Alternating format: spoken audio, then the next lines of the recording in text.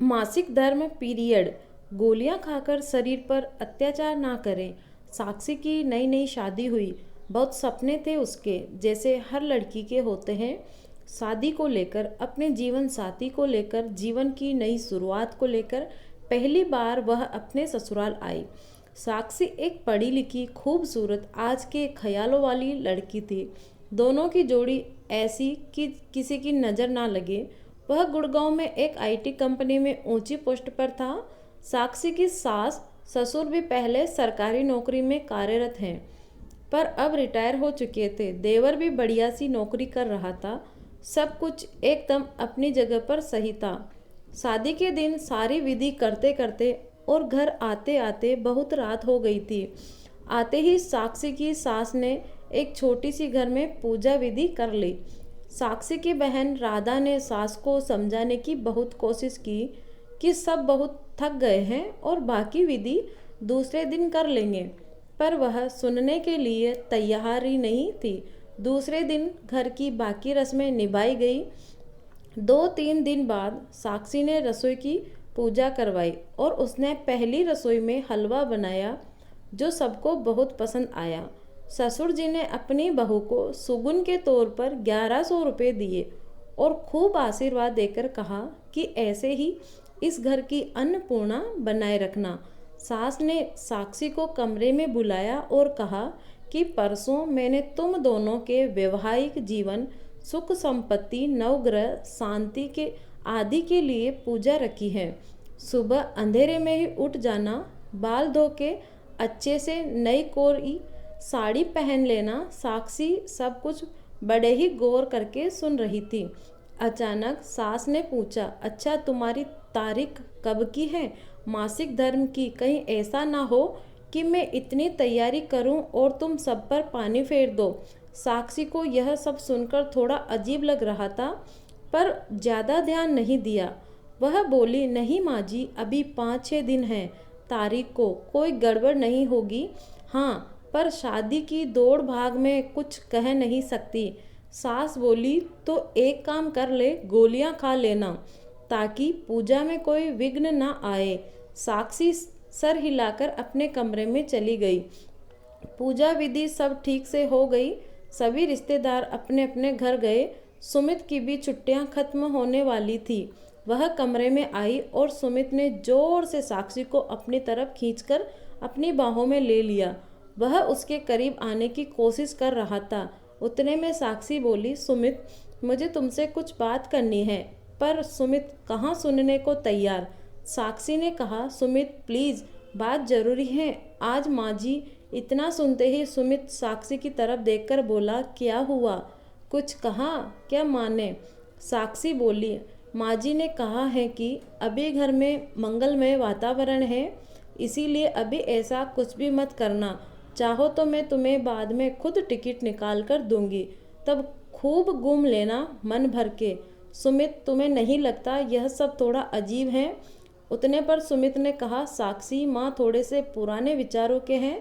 वह बाहर से जितने कड़वे स्वभाव की दिखाई पड़ती हैं, अंदर से उतनी नरम है।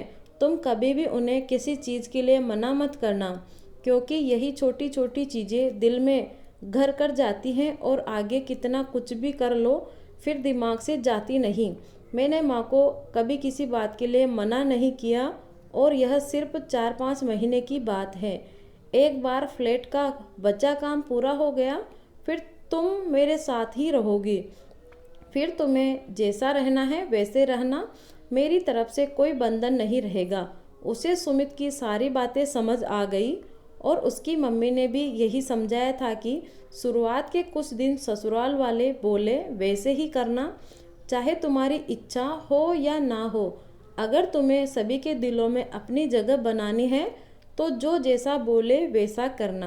5-6 दिन बाद सुमित चला गया। सब कुछ एकदम बढ़िया चल रहा था, तभी साक्षी को मासिक धर्म पीरियड आ गए। अब तो उसकी सास उससे बात करना तो दूर, उसकी तरफ देखने तक को तैयार नहीं थी। स्टोर रूम में उसे रहने के लिए कहा और वहीं उसका खाना पीना सब कुछ भी जैसे तैसे साक्षी ने 4-5 दिन निकाले और आगे से पीरियड आने पर मम्मी के यहाँ जाना ठीक होगा, यह साक्षी ने कहा। तो सासू माँ बोली कि हाँ सही भी है, घर भी अपवित्र नहीं होगा और मुझे बार बार छुआछूत के कारण साफ सफाई भी करने की नहीं पड़ेगी। लोग कहते हैं यह सब भगवान को चलता नहीं, फिर फूल कैसे चल जाते हैं? भगवान को फूल जानने के बाद ही तो एक पेड़ को फल आते हैं। वैसा ही एक स्त्री का शरीर होता है। गर्भ धारण करने के लिए मासिक धर्म जरूरी है, इसके बिना तो इंसान का जन्म ही नहीं हो सकता। जाने दो, क्यों मैं इतना सोच रही हूँ, मुझे कहाँ यहाँ रहना है, 4-5 महीने की तो निकालने हैं, ऐसा कहकर उसने खुद को समझाया। थोड़े दिन बाद कभी तीज त्योहार तो कभी कोई पूजा, कभी कुछ ऐसा कहकर साक्षी को गोलियां लेने के लिए कहा जाता और घर में लड़ाई ना हो इसीलिए वह लेती रहती। उसका वजन बढ़ने लगा था, समझ नहीं आ रहा था ऐसा क्यों। खाना भी लिमिट में है, एक्सरसाइज भी समय पर करती है, चिड़चिड़ी बहुत ही हो गई थी और शारीरिक और मानसिक तनाव वह अलग। पर सुमित के पास जाकर सब ठीक हो जाएगा ऐसा सोचकर खुश हो जाती। कहते कहते साल भर निकल गया। अब कहीं जाकर वह सुमित के साथ रहने लगी अपने फ्लैट पर। सब कुछ बढ़िया चल रहा था, एकदम मन जैसा। कभी कभी सास का फ़ोन आ जाता कि अभी यह पूजा है और वैसी कोई बात हो तो गोलियां ले लेना। सुमित तो मना कर नहीं सकता और वह खुद ही समझ जाती कि अब बस एक बार कहीं नौकरी लग जाए तो यह कहकर मना कर दूंगी कि छुट्टी नहीं मिल पाई और बार बार गोलियां भी नहीं लेनी पड़ेगी। ऐसी ही छुट्टियों में दोनों घर गए, सभी नाते रिश्तेदार भी आए हुए थे। तभी सुमित की बुआ जी बोली, बहू हमें पता है तुम दोनों नए ख्यालात के हो, पर शादी को 3 साल हो गए, कुछ सोचा है बच्चों के बारे में या अभी और समय चाहिए? भाभी तो भगवान के हाथ धोकर पीछे पड़ी रहती हैं, पर कोई खुशखबरी मिलेगी ऐसा लग तो नहीं रहा। और सभी उनकी तरफ देखकर हंसने लगे, पर साक्षी को यह बात तीर की तरह चुभी। उसने कमरे में आकर सुमित से कहना शुरू ही किया था कि सुमित बोला, तुम चिंता क्यों करती हो, अभी हमारी उम्र थोड़ी ना निकल गई, घर जाकर किसी अच्छे से डॉक्टर को दिखाकर इलाज करा लेंगे। 2 दिन बाद ही एक अच्छे गायनेक के पास गए। डॉक्टर ने बैठने के लिए कहा। उन्होंने डॉक्टर को सारी बातें विस्तार से बताई। इतने में डॉक्टर ने कहा कि पहले मुझे साक्षी तुम यह बताओ कि क्या तुम्हें हर महीने पीरियड आने में कोई प्रॉब्लम तो नहीं होती? साक्षी ने बताया कि उसे ज़रूरत पड़ने पर पीरियड्स आगे होने के लिए गोलियां लेनी पड़ती हैं। डॉक्टर गुस्से में बोली, क्या फ़ायदा तुम्हारा पढ़ा लिखा होने का? तुम आजकल की लड़कियां अगर सिर दर्द की गोली लेती हो तो पहले उसके साइड इफ़ेक्ट के बारे में पता करती हो, और तुमने तो साक्षी मैं तुमसे क्या कहूँ, अब तुम्हें थोड़ी ही भी कल्पना है कि यह गोलियां लेकर इनका तुम्हारे शरीर पर कितना बुरा असर होगा। तुम्हारे फेलोपियन ट्यूब में क्लोजेक आ गए हैं इन गोलियों के कारण, और तो और शरीर में होने वाले हार्मोन्स बदलने के कारण तुम्हारी दोनों ओरिस डैमेज हो गई, तुम्हारे गर्भाशय में गांठें बन गई हैं, तुम्हारे माँ बनने के चांस कम से कम 90% तक खत्म हो गए हैं। फिर भी मैं कोशिश करूँगी, पहले गोलियाँ देकर देखती हूँ, अगर गांठें गल जाए तो, वरना गर्भाशय निकालना पड़ेगा क्योंकि इन्फेक्शन भी फैल सकता है। यह बातें सुनकर साक्षी के हाथ पैर ठंडे पड़ गए थे। सुमित का भी यही हाल था। उन्होंने सोचा भी नहीं होगा कि इसका यह परिणाम इतना भयानक होगा। वह गुस्से में उठी और डॉक्टर से बोली, मुझे पता है मुझे यह नहीं कहना चाहिए, लेकिन आप बताओ मुझे ऑपरेशन के लिए कब आना है?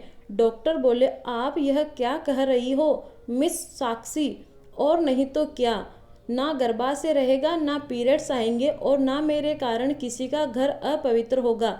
सही कहा ना मैंने सुमित? और वहाँ से चली गई।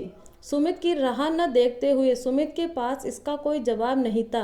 आज हम 21वीं सदी में जी रहे हैं। छुआछूत आप अभी तक, यह सब बातें पहले हुआ करती थी, और औरतों का अलग बैठना, उनके पीछे भी अनेक कारण थे, पर सिर्फ घर अपवित्र ही हो जाए या पूजा विधि रह जाएगी इसके लिए पीरियड आने के लिए गोलियां लेना, यह अपने शरीर को एक प्रकार से अत्याचार है।